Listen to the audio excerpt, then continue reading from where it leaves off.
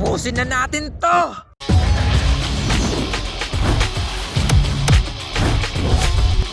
Kayo nang bahala dyan!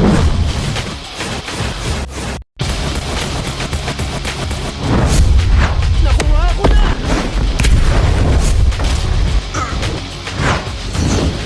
Eto na! Teka, hindi tuwid ang tira niya. Tantan!